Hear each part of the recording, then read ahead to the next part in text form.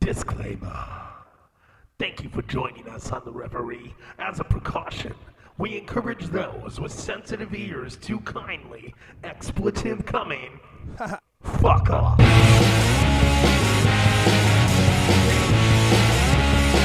All right. Thank you for joining us on July 26th, Sunday, in Chicago for The Referee. This is your host, Lucky, and I'm here to talk to you today. Mostly, I just wanted to go ahead and inform everybody about the stimulus checks that are coming up. Woo woo! I'm pretty sure that if you didn't know, then you will know soon, because everybody's about to go crazy buying. I mean, God knows what. Some people use it for the right reasons. Some people use it for reasons I'm not going to label right or wrong, though. I'll tell you that. Because you judge and you'll get judged. That's for damn sure today. So I want to welcome everybody if you're new. Just so you know, the basis of this is just pretty much current events, topics. If you want to talk about certain topics, you can go ahead and send the request emails or anything such as to Shy City Lucky Entertainment at gmail.com. We'll go ahead and take those requests and we'll take them in, obviously first come, first serve. And, you decide the topics. I'm going to go ahead and just talk about what I want to talk about until then. And I probably will even when you give the topics, but I'll focus them around what you want to hear so that way I can deliver to the public what the public wants. In this case, in case you didn't know, Congress is in session right now. And just quick update, not going to go ahead and bore you too long on this, but the second stimulus bill will include a second $1,200 stimulus check for those who make under $75,000 a year per single household, unless you're married, because then, of course, you get that, little benefit, even though people don't always get married and should still qualify for that benefit if they can prove they live together. But anyways, that's a whole nother topic. Let me know if you want to even have that discussion. I'd love to educate people about how I feel about that. But in the meantime, I really wanted to let you know about the stimulus, but does everyone know about the constant riots that keep happening? And I say riots only because, yes, I get their protests. I get that. The message is loud and frickin' clear for the country right now, and I get beating it. It's not a dead horse yet, but I just want you guys to know it feels like it's a dead horse soon. Yeah, it honestly feels 110% like not only a dead horse, but something that you just need to change the name. How can you try to attack racism by segregating yourself as a group based off of your race? It just logically can't make sense to me. I get the whole, that race was definitely, treated historically in the United States the worst. But I would argue that Asian Americans and at one point Jewish Americans or Italian Americans or even, look at Hispanics. There's current racism going on all the time right now. Completely legal Mexicans have definitely been called illegal for absolutely no reason whatsoever based off of just the stigma behind the Hispanics anyways. So, I just want to go ahead and say, please figure that out. Or change your name, because but a large, resistant group is not, now they're stubborn, Yeah, there's ways to talk to people, and people have to understand that you can't just come at someone directly with your point of view and expect them to understand how your point of view is better. Because you have to understand they have been living with their point of view their entire life now, depending on how old they are. Holy crap, talk about engraved thinking. So I don't really want to go into a whole entire lesson, I guess, unless you guys want me to. You can go ahead and comment below. on what you want, or up or down, or wherever the heck the comments are, wherever this is posted, or where you're listening to. I know Spotify is definitely our number one distributing platform, along with Apple. They are the top two podcast locations, to my knowledge. And if there's better ones you want us on, we'll go ahead and do our best to get there. But let's just go back and go back to these riots real quick. I want to focus on the fact that what is the ultimate goal? I feel like the goal has been reached, and we just need to now figure it out. Because, in my opinion, the goal was to bring the awareness to it. Because last time I checked, solutions can't happen overnight. So if we just keep rioting forever, all we're doing is really destroying the country that we have all built. Black, white, Mexican, the whole entire 9 yards of all of that. Oh, got some messages coming in for the chats going on later. Yeah, no, it's just one of those situations where these riots are no longer helping. They are now creating a civil war inside of our fucking country. Why do we want to do that? Why do we want to kill innocent police? Yes, they are innocent. Their job is to follow what their commander says. Now, I understand if you want to get them to change their mind, but the way to do it is not when they're on the clock. When they're on the clock, they have to do what they have to do. And it puts them in a mentality where they think they have to go aggressively at you, but in all reality, they might not even hate you. They might even agree with what you're going at. But if they call it a riot and say you need to leave, then you should just fucking leave. It's one of those things like, what are you doing there? If you come out and do a peaceful protest, and then you frickin', decide to turn it into the most violent thing ever, it's not going to look good. But what happens if you do a peaceful protest? They come out after one person, let's say one or even a couple people, just do some terrible things that, make it a riot. They demean the protest, make it a riot in the eyes of the law. How amazing would it be for you guys to actually just disperse? Like if you just come back the next day, let's try this again. Tonight's not the night. But no, we got to stand our ground. Why do you need to stand your ground? You can go home and come back. Half the time, most of the people don't live in the fucking city that they're destroying. I can tell you specifically that my entire neighborhood was destroyed. I had to drive 22 minutes just to get a fucking food because they decided to rob even the grocery stores, which, okay, I get in a way. But I also don't, because what do you do the next day? Oh, well, I guess you stole the food, so you don't care. That's all that matters. You don't care.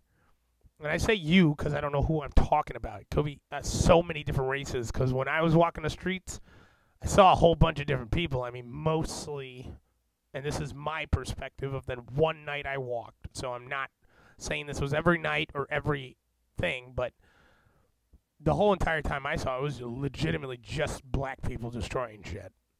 That's it. And then it was funny because while witnessing all this terrible shit that's going down, I don't understand what JJ Fish did to you besides feed you fucking chicken and fish or whatever they do. But, why'd you have to destroy that? I watched you do it. I watched you break in and try to friggin' steal the ATM. I couldn't identify anything I wanted to. I was across the street. I'm not going to fucking be there. But, it's like, why'd you have to do that? Oh, you needed the money? Okay, then how about you become a useful person in society so people pay you? You don't get paid without doing work. You don't do work unless you're good at it. And so get good at it. That's the only thing you're missing in that scenario, not breaking the windows of JJ Fish or T-Mobile or Metro PCS or burning down the Dollar Tree or robbing the Dollar General or taking out the food for less or taking all the shoes and everything you can out of Ross or stealing. I don't even know what the fuck American sells, but you stole all of it, so I don't even know. I just moved to this neighborhood like before that happened. I'm not mad. Most of the neighbors I'm around are awesome as hell. It didn't come from the neighbors. It came from the people that were east of my location, closer towards downtown. When they came all the way to North Avenue and took out everything. I don't even get it. But I don't want to spend too much time complaining about what the hell happened with that. I just wanted to inform you about the ferocity of everything going on and how, rioting is not helping the BLM movement. And now you have deemed, the world. That's why I kind of like the NFAC, which, if you don't know what that is the Not Fucking Around Coalition. And I respect the fact that they're showing that if you want to go ahead and make it a race war, it's probably not going to be a pretty war, period. But they're not trying to be violent. I would recommend to the NFAC that if you have people in your group that can't properly handle firearms, don't invite them out. Maybe don't let everyone sign up for your march if you don't know them, or screen them. Because I know the first movement in Atlanta, I believe there were, this is not fact-checked, but I believe there were no shots fired. But the one that just happened in Kentucky, I believe, is where it was. That I think it was Kentucky, that or Houston, I forget which one. But yeah, 4 accidental mischarges from the live video I was watching. I don't know what got reported. But I was watching a live video, the whole thing, for a good 2 hours to make sure I can get, an idea of what the hell they're trying to do. And I really don't know what they were doing besides standing in the streets with guns.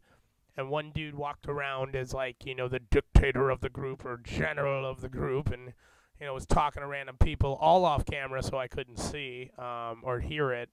So I don't even know what his thing is. He didn't have a megaphone, he was just walking around with his gun.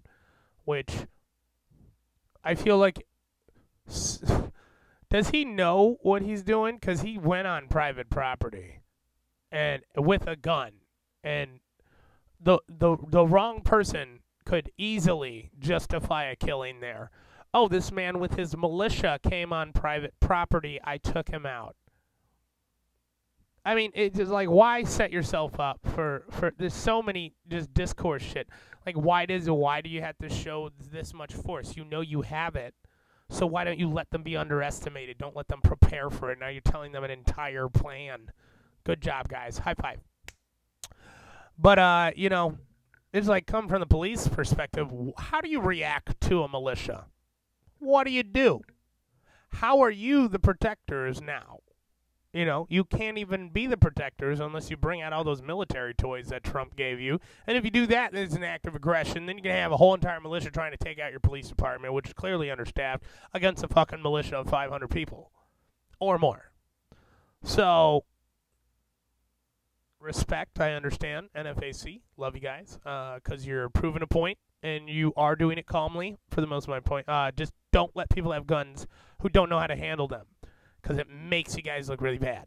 Or not bad, just disorganized and not really, like, you are not on BLM's status yet. Because BLM is literally denouncing. They're saying they don't even want to talk about how many people get killed in my, well, I don't want to call it my city because I grew up in the burbs, but in Chicago. I mean, I live here now, and I hear the gunshots at night. Going to McDonald's just to go pick up, something to eat after, they recovered from the riot, because I watched them climb through the windows of McDonald's to rob the joint. That was ridiculous. But yeah, this is the world we're living in, and if you're okay with that, I really pray for you. That's all I could say. Because when it comes to apocalyptic mode, you're going to learn real quick humanity doesn't give a fuck about your life, my life, anyone's life, if everyone's in survival mode. And if you think you're that big badass who's going to survive the survival mode, well, then you better go and talk to Alex Jones and he'll... No, I'm just kidding. But, seriously, you guys, don't do that. I mean, maybe plan for it, but, let's not, really try to make it happen. I don't want to live in that world. I like America and where it's going. I don't like what's happening right now in the aspect of no one listening to another fucking side. Everyone's just screaming their side at each other. Republicans are doing it very respectively, but don't act like you're not passive-aggressive with most of the shit you do. And it's like the Democrats are literally just they come in with earphones on and just start saying what they want. If you don't listen, or if you're trying to make points that they can't answer, they will violently react, or react in such a rude way that just call you names and shit. I just had a discussion on Facebook about these, all the face masks and everything, and the guy starts off his conversation with, well, you're a fucking idiot. I'm like, oh, okay. All right, well, we know you're the most intelligent in the room because you can just cuss at somebody rather than at all present a point. And your point's false that you did eventually end up presenting. That was the worst part. But anyways, look, I don't know if anybody wants to talk about anything else. I'm going to keep this second podcast short because I really just wanted to inform you guys about the stimulus bill. Make sure you got your taxes filled out. Make sure you guys are contributing to America because right now there's a lot of people that are trying to ruin it. And I don't mean BLM. I mean a lot of people. I mean individuals are trying to ruin this shit. I mean, BLM is a great movement because they have great intentions. I can't hate people for good intentions. Not at all. I'll never label a good intention, unless they're really trying to demonize white people. Then I can't because I'm half white, hence why the show is called The Referee.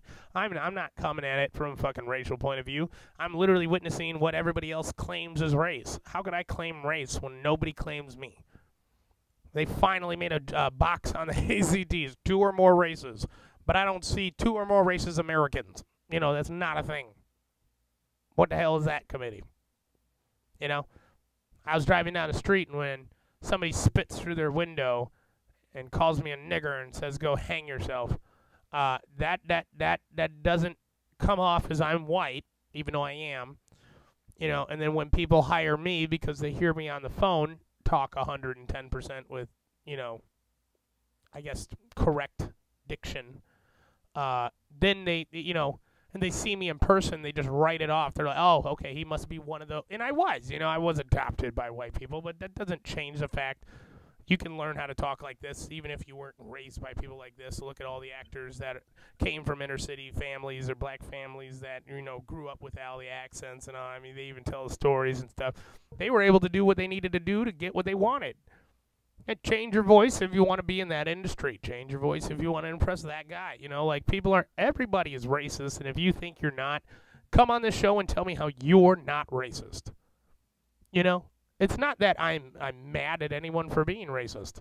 It's like genetically and modified into our fucking DNA almost because of the way that society's been built. And that's where I agree, where there is some systematic racism. But you cannot lie, racism will never disappear.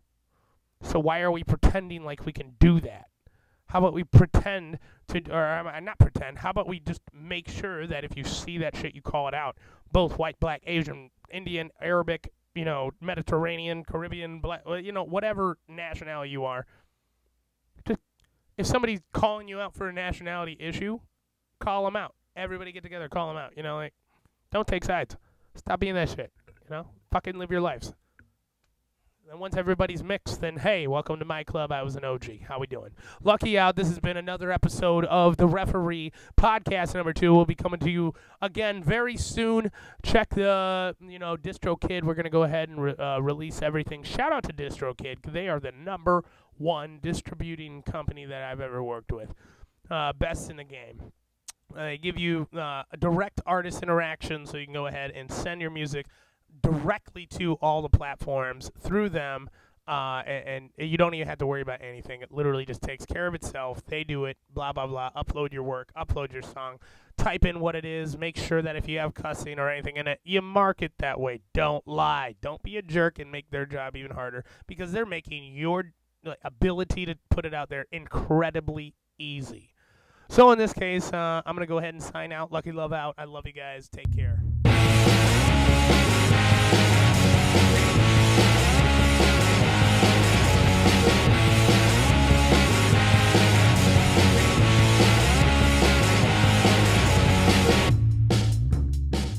Fair warning. This is Lucky Entertainment, letting you know you have entered a world of knowledge. Please come back, because we'll be willing to educate you. Goodbye.